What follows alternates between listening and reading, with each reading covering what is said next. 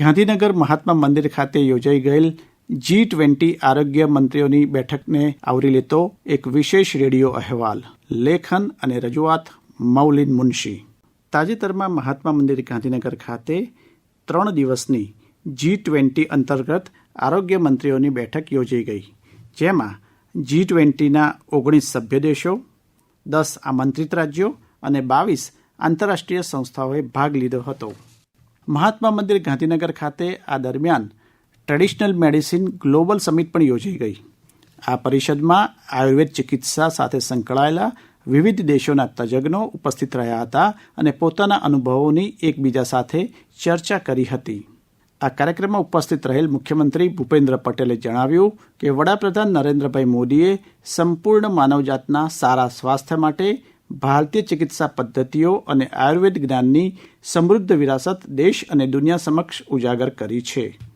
महात्मा गांधी और सरदार पटेल जैसे वीर की भूमि गुजरात में WHO वर्ल्ड हेल्थ ऑर्गेनाइजेशन द्वारा प्रथम ट्रेडिशनल मेडिसिन ग्लोबल समिट का आयोजन किया जा रहा है.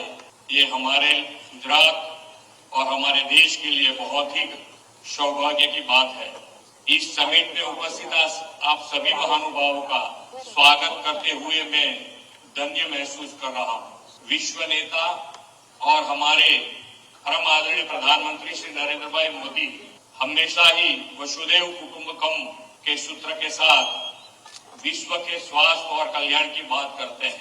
कोरोना के कारण जब पूरी दुनिया में हलचल मच गई थी, तब हमारे लोकप्रिय प्रधानमंत्री श्री नरेंद्र भाई के मन में आयुष सेक्टर को विकसित करने का विचार आया. कोरोना के कठिन समय में लोगों की इम्यूनिटी को बढ़ाने में मदद की है. श्री नरेंद्र भाई ने संपूर्ण मानव जाति के स्वास्थ्य के लिए भारतीय चिकित्सा पद्धतियों और आयुर्वेद के ज्ञान की समृद्धि विरासत को देश और दुनिया के सामने उजागर करने का काम किया है. प्रधानमंत्री श्री नरेंद्र भाई विश्व की पीड़ा को कम करने के लिए प्रतिबद्ध है. वे 21वीं सदी के भारत के अनुभवों और ज्ञान को दुनिया के साथ साझा कर आगे बढ़ने में विश्वास करते हैं. हमारे उपनिषद में यह प्रार्थना की गई है कि सर्वे भवन्तु सुखिनः सर्वे संतु निरामय, अर्थात सभी सुखी हो और सभी रोग मुक्त हो. भारतीय संस्कृति हमेशा मानव जात के अच्छे स्वास्थ्य और कल्याण की कामना करती है. આ કાર્યક્રમમાં ઉપસ્થિત કેન્દ્રીય આરોગ્ય મંત્રી ડોક્ટર મનસુખ માંડવિયાએ જણાવ્યું કે આજે ભારત દ્વારા સમર્થિત 1.3 million allopathic doctors, 8 lakh Ayush doctors અને 3.4 મિલિયન નર્સોનું કાર્યબળ ધરાવે છે.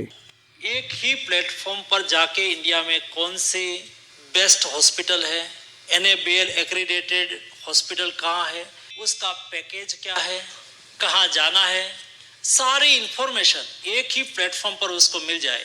ये प्लेटफॉर्म का एक ये उद्देश्य है. उसमें ही एक व्यवस्था है. इंडिया में 1.3 मिलियन डॉक्टर्स है, 3.5 मिलियन 35 लाख नर्सेज है, 8 लाख आयुष के डॉक्टर हैं. दोस्तों, ये हमारी ताकत है. इंडिया में टेक्नीशियन है, ट्रेन मैन पावर है इन हेल्थ सेक्टर. दुनिया के हॉस्पिटल को कोई मैन पावर चाहिए तो एक प्लेटफॉर्म पर वो जाएंगे, वहाँ से उसको सारी इंफॉर्मेशन मिल जाएगी कि कौन सी बेस्ट एजुकेशनल नर्सिस इंस्टीट्यूट है, मेडिकल कॉलेज है, पैरामेडिक के लिए अभ्यास करने वाले इंस्टीट्यूट है. उसको ये प्लेटफॉर्म से इंफॉर्मेशन मिलने से वो उसका कांटेक्ट कर पाएंगे और अपने यहाँ वो मैन पावर को रिक्रूट कर पाएंगे. फॉर एग्जाम्पल, दुनिया अपनी बात को रखना है तो भी ये विषय पर रख पाएंगे. जापान ने कहा कि हमें नर्सिस चाहिए, लेकिन वो जापानीज लैंग्वेज बोले ऐसी होनी चाहिए. और उन्होंने कहा कि हम नॉर्थ ईस्ट से आए, उसको प्रायोरिटी देना चाहते हैं. तो हमने नॉर्थ ईस्ट में 3 नर्सिंग कॉलेज में जापानीज लैंग्वेज पढ़ाना चालू कर दिया. और आज हमने सेकंड लैंग्वेज के रूप में फ्रेंच, अरेबिक, जापानीज, स्पेनिश ऐसी कई लैंग्वेज में सेकंड लैंग्वेज के रूप में उसको पढ़ाना चालू किया है, ताकि उसको जब नर्सिस की आवश्यकता हो और वो हमारी नर्सिस वहाँ जाना चाहे तो उसको अच्छी जॉब मिल पाए और उसको लैंग्वेज बैरियर ना रहे.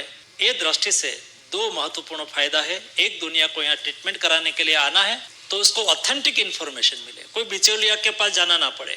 दूसरा, यहाँ से हमारा मेन पावर को दुनिया में जाना है तो वहाँ से ही इन्फॉर्मेशन मिल जाए और उसकी खराई भी हो जाए कि कोई बिचौलिया नहीं है ना, जो रिक्रूटमेंट के लिए हमसे बात रख रहे हैं वो सही है ना, ऑल इंफॉर्मेशन एक ही प्लेटफॉर्म पर मिले, इसलिए उसका महत्व है। ગાંધીનગર મહાત્મા મંદિર ખાતે એક વિશાળ હોલમાં ટ્રેડિશનલ મેડિસિન ઉપરાંત વિવિધ ઔષધીય વનસ્પતિઓ વગેરેનું એક સુંદર પ્રદર્શન યોજાયું હતું. આકાશવાણીએ આયુષ મંત્રાલયના કેટલાક અધિકારીઓ સાથે આ અંગે વાત કરી અને માહિતી મેળવી. પ્રસ્તુત છે આ મુલાકાતના કેટલાક સંકલિત અંશો. मैडम क्या नाम है आपका? मेरा नाम डॉक्टर शिवानी घिल्डियाल है। मैं all India institute of Ayurveda new Delhi में असिस्टेंट प्रोफेसर हूँ। यहाँ पे हमने मिनिस्ट्री ऑफ आयुष की तरफ से मिनिस्ट्री ऑफ आयुष के अंदर होने वाले डिफरेंट पैथीज जो हमारे अंदर है, जैसे होम्योपैथी, आयुर्वेद, यूनानी, सिद्धा, सोवा, रिक्पा, उन सब का रिप्रेजेंटेशन दिया है मिनिस्ट्री ऑफ आयुष ने एक कंपैरेटिव। और साथ में हमने डिफरेंट सर्विसेज जैसे नाड़ी परीक्षा जो कि आयुर्वेद की स्ट्रेंथ है, प्रकृति परीक्षा जिससे जान सकते हैं हमारा कॉन्स्टिट्यूशन कैसा है, हमें क्या खाना है क्या नहीं खाना, क्योंकि ये साइंस जो है वो बेसिकली हमें हेल्दी रखने के लिए, ये हमारे डेली यूज़ की साइंस है। इसीलिए हेल्दी लोग कैसे हेल्दी रहें उसके लिए क्या खाएं पिएं, उसका कॉन्स्टिट्यूशन कैसा है, उसको प्रकृति कहते हैं। उसके लिए हमने एक सर्विस एरिया डेवलप किया है।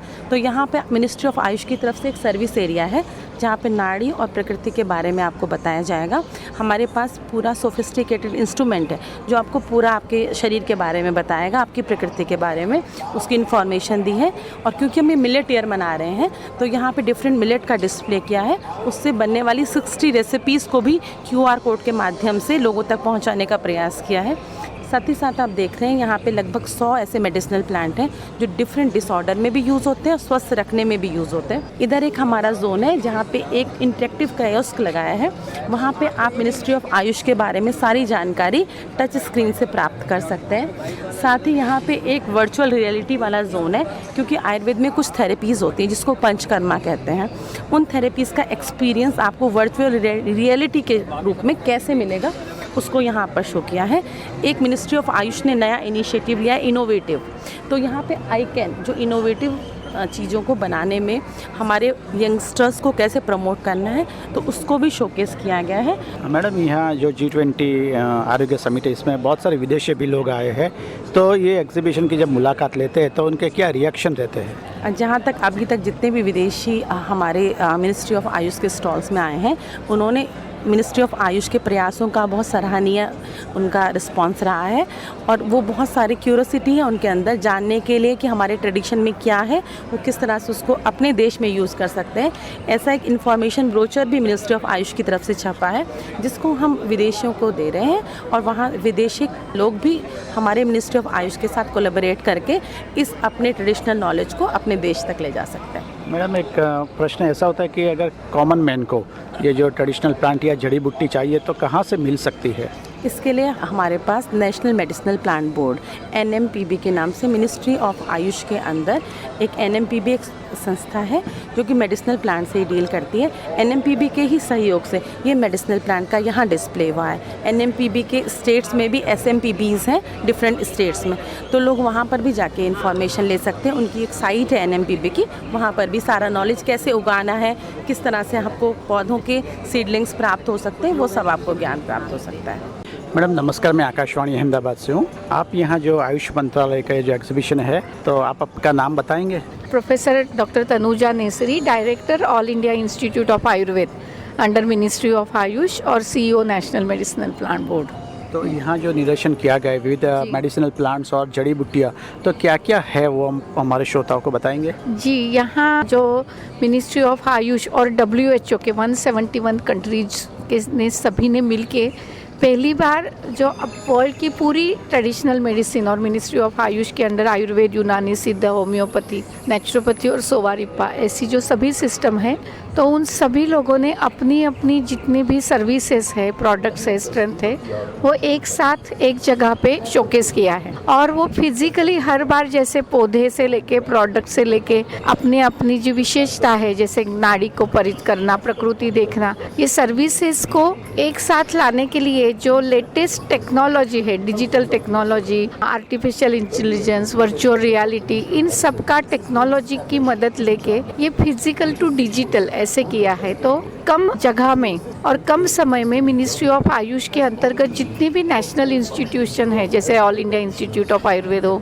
NIA है, ITR है जामनगर, या global centre of traditional medicine का भी अंतर्गत क्या क्या होने वाला है, तो सब कुछ हम इतने साल का जो जर्नी है शुरू से अभी तक क्या क्या विशेषता है, कितने डॉक्टर्स को ट्रेन किया, कितने पंचकर्म मतलब क्या है, मेडिसिनल पौधे कौन से हैं, उनकी उपयोगिता क्या है, ये सब कुछ QR कोड में डिजिटल हेल्थ के माध्यम से हम दर्शकों के सामने ला रहे हैं। मैडम, कॉमन मैन को अगर ये ट्रीटमेंट लेनी है, जैसे आपने बताया नेचुरोपैथी या पंचकर्म, तो वो कहाँ ले सकता है? ये मिनिस्ट्री ऑफ आयुष के अंतर्गत 7 लाख रजिस्टर्ड प्रैक्टिशनर्स है दुनिया में, मतलब देश के कोने कोने में। हमारा PHC है, CHC है, डिस्ट्रिक्ट हेल्थ सेंटर है, स्टेट हेल्थ सेंटर है, और हमारे 700 से भी ज़्यादा कॉलेजेस है, उसमें उनके टीचिंग हॉस्पिटल्स है, सभी में अवेलेबल है। 23,000 से ज़्यादा डिस्पेंसरी है, प्राइवेट प्रैक्टिशनर्स है जो रजिस्टर्ड लाइसेंस होल्डर प्रैक्टिशनर है, उनके साथ उनके पास जाके ये ट्रीटमेंट ले सकते हैं।